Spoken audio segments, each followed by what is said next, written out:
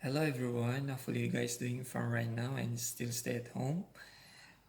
So hari ini merupakan kesinambungan daripada topik yang saya bincangkan kemarin, yaitu aruan elektromagnet, dan masih lagi dalam bab 3 yaitu keelektromagnetan. Kalau kemarin saya sudah terangkan bagaimana satu daya boleh menghasilkan arus elektrik yang teraru. So hari ini saya akan terangkan apakah faktor-faktor yang mempengaruhi arus elektrik yang teraru dalam litar. Dan topik hari ini adalah berkait rapat dengan satu hukum. Hukum itu dipanggil sebagai hukum Faraday. Dalam bahasa Inggrisnya adalah Faraday Law. So apakah sebenarnya Faraday Law ini, hukum Faraday? So saya akan terangkan dulu apa dia punya definisi. So definisi untuk Faraday Law ini adalah DGE yang teraru dalam suatu konduktor adalah berkadar langsung dengan kadar pemotongan flux medan magnet.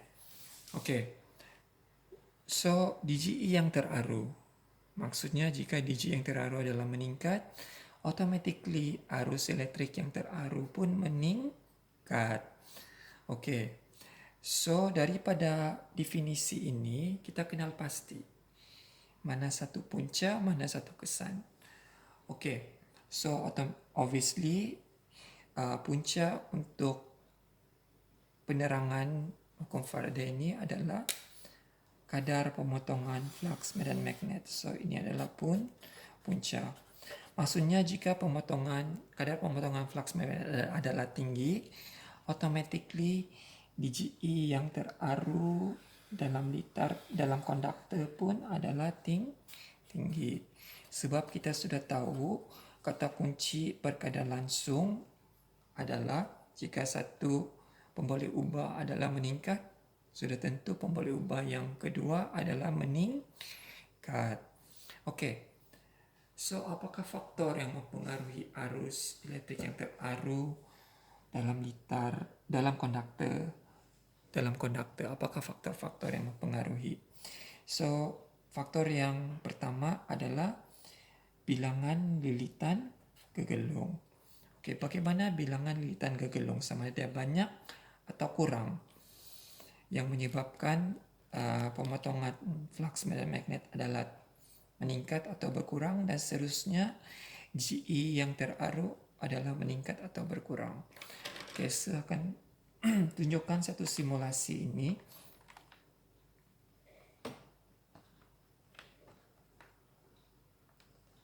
Hopefully semua orang nampak.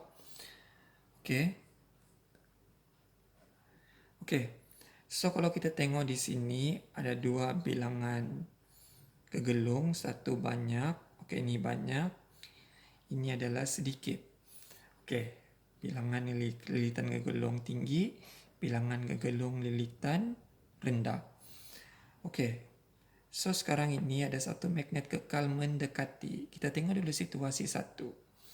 So bila saya dekatkan ini magnet kekal, akan berlaku pemotongan flux medan magnet.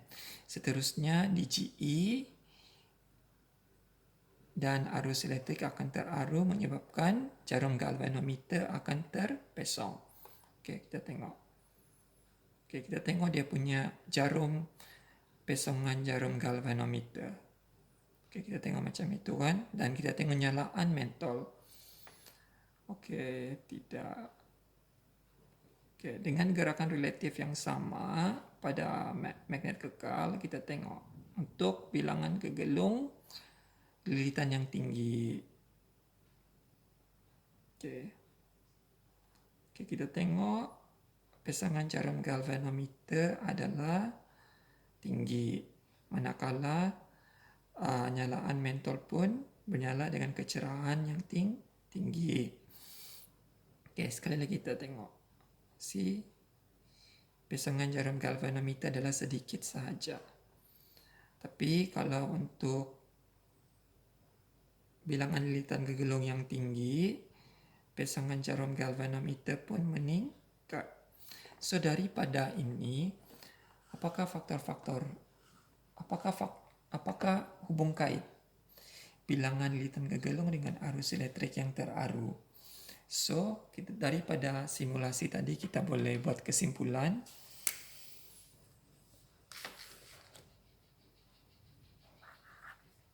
Semakin meningkat,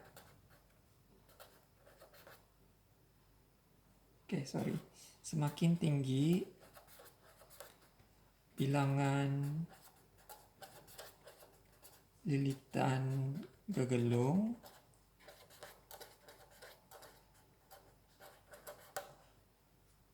semakin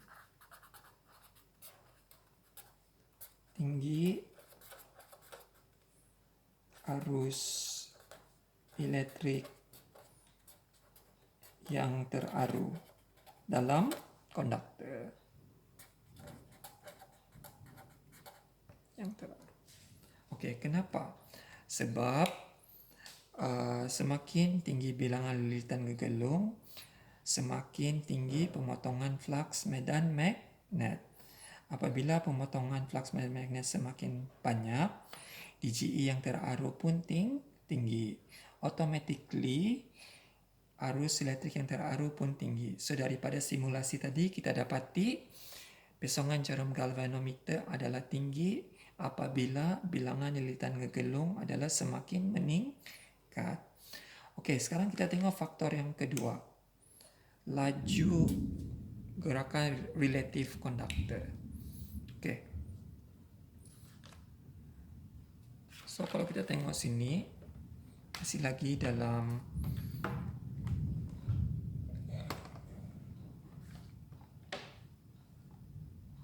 kita tengok di sini ya. Katakanlah saya ambil bilangan lilitan gegelung adalah tetap untuk situasi ini. Keadaan satu adalah laju gerakan relatif magnet kekal tinggi. Satu lagi situasi dua adalah rendah.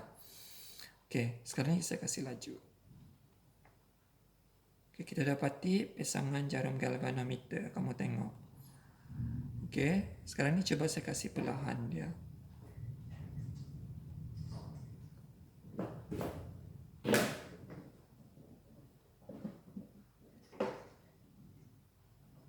Kita dapati pesangan jarum galvanometer adalah rendah jika laju gerakan relatif adalah rendah.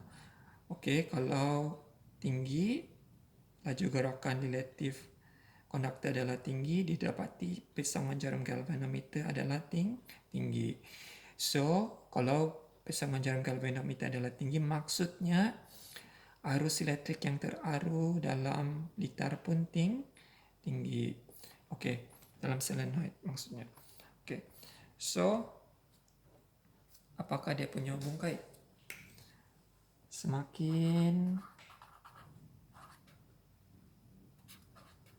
tinggi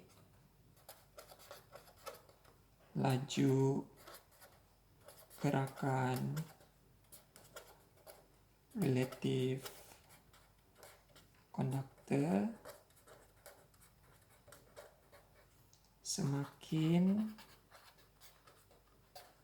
tinggi arus elektrik yang teraru.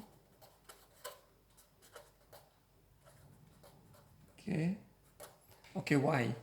Sebab kalau semakin laju gerakan relatif konduktor, semakin tinggi pemotongan flux medan magnet.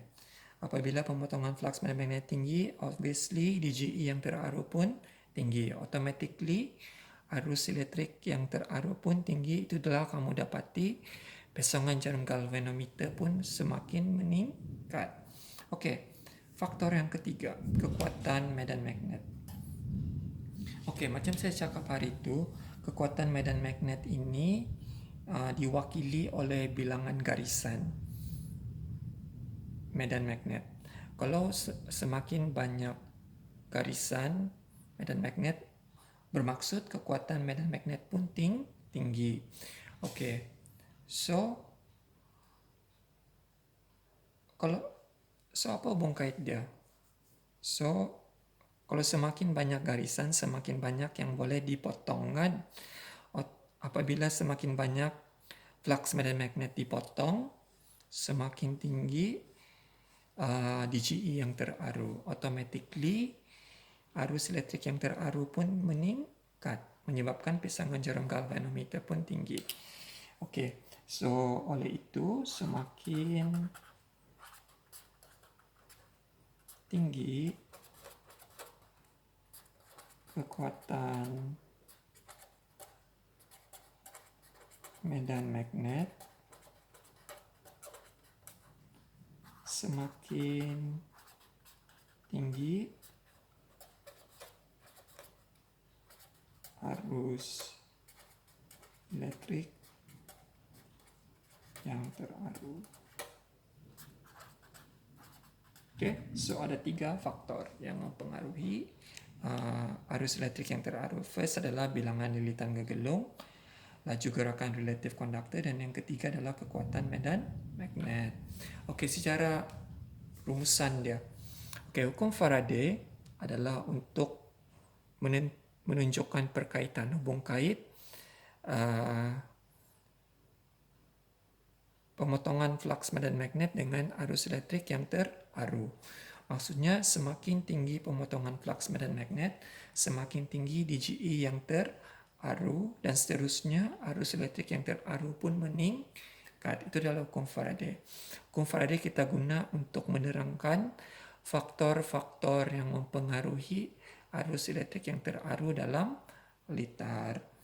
Okay, so setakat ni dalam bab 3 ini keelektromagnetan ada 2 hukum. Hukum pertama hukum Lenz.